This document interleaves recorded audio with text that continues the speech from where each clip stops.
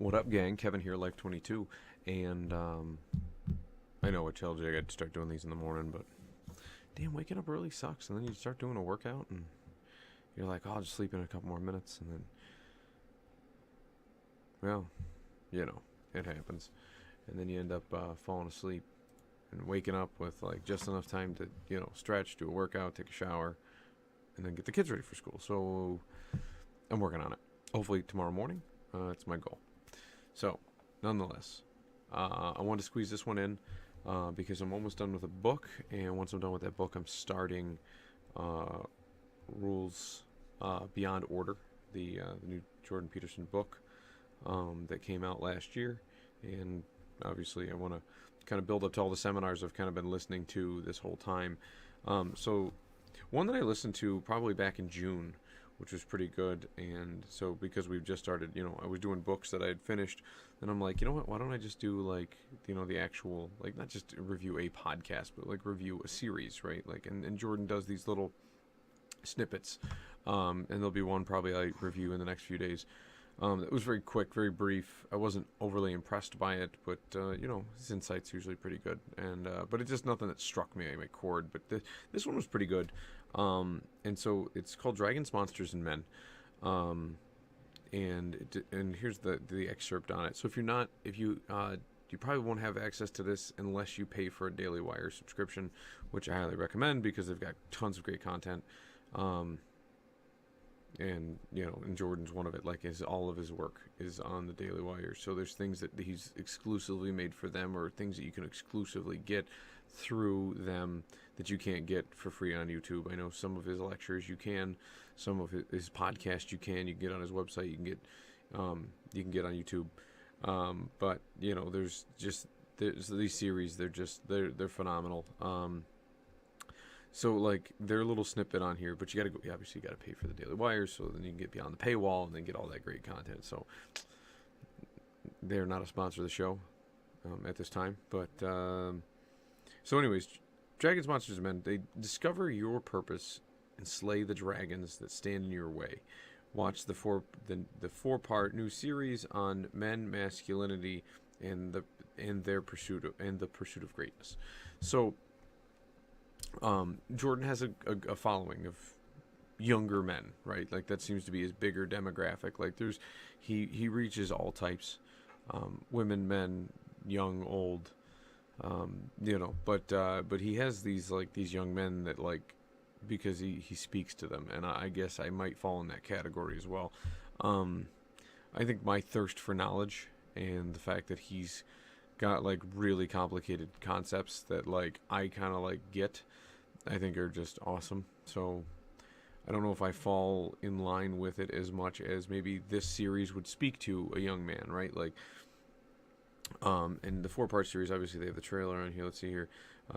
He's got 4 episodes. Let's see here. What makes a man? Number 2 is arm yourself. Number 3 is be the prince. Be the prince and you'll find the princess. And number 4 is be great.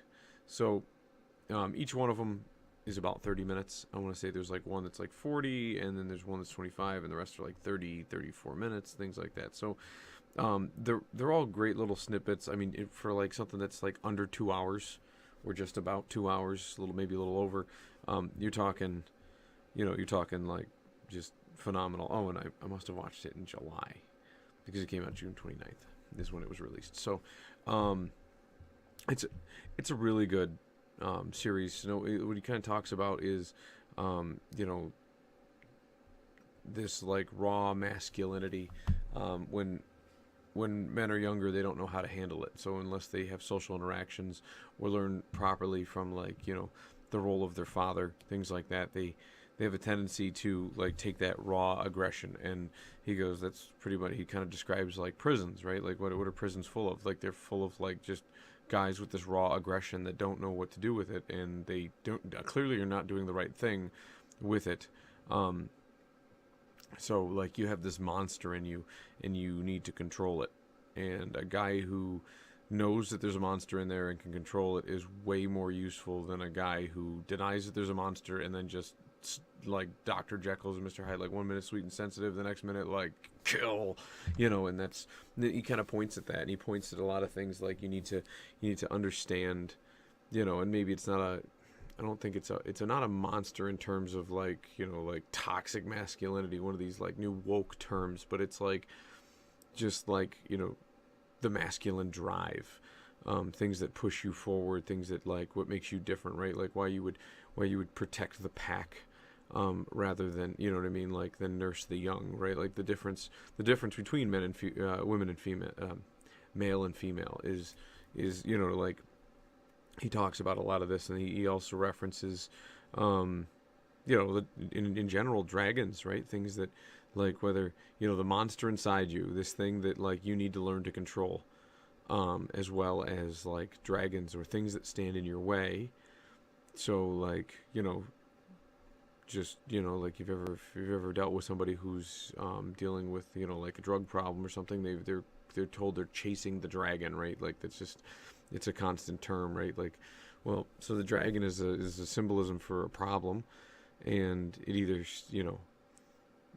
you can either be chased by a dragon, which means you're just always running from your problem. Essentially, the dragon is a problem, or you can face your fear and fight the dragon, and you can chase the dragon, which means you're chasing the problem. You're chasing it so that you can fight it, overcome it, because eventually that problem will slow down and you'll just trample right over it. And essentially you'll find that most of these dragons are just mirages. And I mean, really, that's a lot of people's biggest fear of problems is addressing the problem. That becomes like that, and that's like through a lot of his works he points that simple fact out. So, he just. So the monster is the thing inside you that you need to learn to control. Like essentially, it's your being, right? Like you're But he points this out in one of his lectures. I don't know if it's in this series, but if you listen to he goes, it's not easy to control yourself. It isn't. It's super not easy. Like you can't just sit there and be like, I'm gonna wake up at look at me. Like I'm gonna wake up 2 hours early before I normally get up to get the kids to school so I can do a workout and all that other stuff. Look how easy. Oh wait, but then the other side of me goes, nah, you can sleep in just a little bit, and then all of a sudden you wake up, you're like, oh man, I overslept. From my goal, not from like doing the other things that I've, you know what I mean. So it's all about retraining, but it's one of those things that you don't think about, and tell yourself it's super easy to go start working out and lose weight and eat healthier and do all this shit you don't want to do, and because you're not always in control of you. You need to understand you and find ways, just like raising kids, you need to find ways to get them to do things that is good for them that they can't convince themselves to do, right? Like they want to eat sugar and bounce around all day and just hang out and not go to school and not learn stuff, and you know what I mean? Like that's what kids want to do. They'd rather eat ice cream for dinner and breakfast and lunch than eat broccoli. But you have to be a parent and put your foot down and make them eat broccoli, and that's what your you have that same dynamic with your own being, telling yourself to do something, right? Like, eat healthy, don't be fat. Like, you know what I mean? Like, you just, oh, why didn't I think of that? Thank you, self, for telling me that I shouldn't be fat, right? Like, well, duh, everybody knows they're not supposed to be fat because it's not healthy, right? Oh, I bet I'm going to go against the body positivity movement, too. But regardless, I mean, that's you know that as like in your being, you know that like being healthy is good for you because and there's something biological to that, right? Like you're not supposed to just want to die, right? Your goal is to live as long as you can, and your genetic being is, and Dr. Peterson doesn't talk about this as much as like, if you were to listen to some of the other books that I read, like Dr. Gundry and his, evolution diets and stuff like that. Your genes are talking to you. They're telling you, like, listen, dummy, we need you to do this because then you have to get to reproductive age. You need to reproduce. You need to spread your seed. You need to essentially make genetic copies of yourself, and then eventually you will die. But your genetic copies go forward, and ta-da. Now then you get into the philosophy of why your genes do that, who set them up to do that, did this all just naturally occur as a random phenomenon? You know what I mean? Like, then you get into like the other questions of life that people ask. But so for the most part, like, you instinctively know, like, that's why you feel gross when you just like ate a bunch of gross food, and then you know that's going to make you fat, and like, you know that's not right. And there's like instinctual ways you just, but at the same time, like, there's different like dopamine hits, because we found ways to refine sugars that just like cheat the system, and your brain's like cocaine for the brain. Like, let's do it. Let's do it. We need more candy. We need candy. Yep, that's it. And like, it's not good. You create diabetes. You know, you get into all these like these rabbit holes, just different things that it does. But back to my point. So what he pointed out was that like it's one of the toughest things to do is to try to convince yourself to do things. And so like talking to yourself and trying to convince yourself to do something is a pain in the butt, and you need to overcome that. And it's not easy. So you need to learn how to tame the monster that is you, right? This thing that it's on a unruly child, right? Like, it just doesn't want to listen, doesn't want to eat its broccoli. You want to beat the daylights out of it, you know what I mean? Like, you're just like, just listen. Like, just do what I tell you, you know what I mean? Like, you calm, cool, and collective. You know, just got to do it, you know? And like, that's part of it. And it's not an easy process. It's a struggle. And that's what you will struggle with your whole life. I believe Dennis Prager says this quite often, is from an early age that he was taught that the biggest problem in Dennis Prager's life will be Dennis Prager, right? And each one of us should be taught that at an early age. Like, your biggest problem in your life will be you. And finding that happy medium. And I don't think anybody ever told me that as a kid. I was told I was a problem.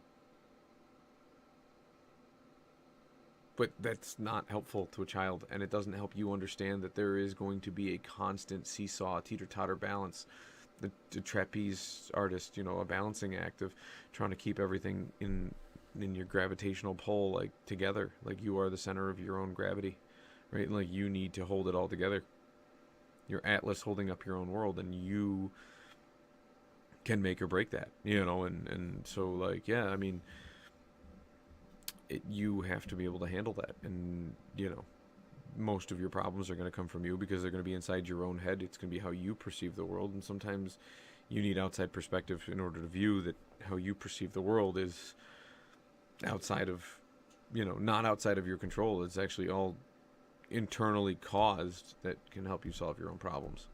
And so as he gets into fighting these monsters, fighting this monster, this beast that is in you, is a large part of the struggle, especially in men. And that's what he points out.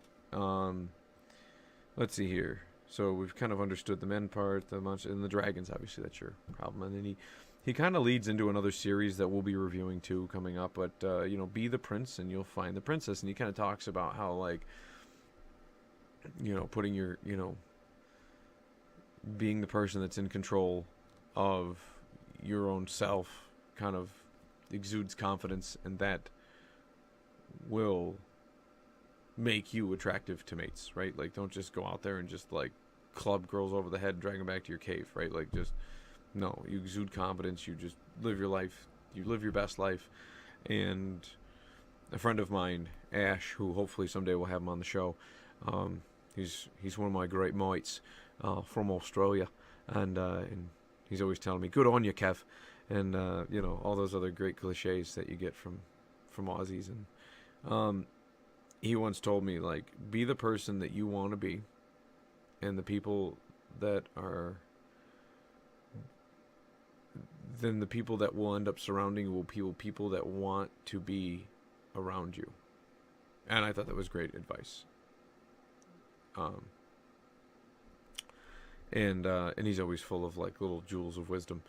And you know, it's one of those, you know, hey. So, but yeah, no, it, you know, he talks, so that's kind of the rough, estimation that Jordan gives you. And, he goes deeper into the whole princess prince thing, in another series on marriage, which is really good too. And obviously he talks about, you know, I believe in this series he also kind of talks about, you know, like being a father that's in control and showing how you control the monster, how you tackle dragons, is a good way to portray to kids how to do it, because kids can pick up on these things. So you don't have to teach them much other than by example, right? Monkey see, monkey do is a lot of what kids get. Kids can see something happen and they just like build it right into their infrastructure, and it's phenomenal how they can do it. And then as adults, you have to tell us how it's done, because we just, what? The infrastructure's already built. It's hard to rewire an old city, man. It's tough. It's hard to replumb this, and there's pipes leaking everywhere, and we're trying to just patch shit, and give me an instruction manual, so. But it was a good series, so if you haven't got on that side of the paywall, I recommend you do it, or find a friend who is on that side of the paywall and sit down and spend a good 2 hours with them, just like you're watching a movie with a friend, and just watch this, and then you'll have something to discuss with that friend or multiple friends, and get together and sit down and watch this and discuss it, because it's the discussion afterwards. It's what we're doing right now, man. It's where the real it's where the real thing happens, is when somebody creates something and puts ideas forth, and then people discuss them and talk about them, and those new ideas are in the world just like new children, and you play with them, and you watch them grow, and you implement them into society, and ideas are a phenomenal thing. So I highly recommend that. There's not much from Jordan Peterson I don't highly recommend, but so that's one of them. So we will hopefully catch you guys tomorrow morning, and bright and squirrely, and we'll catch you tomorrow. See ya. Don't forget to like, subscribe, and continue sending your hate mail, because we love reading it.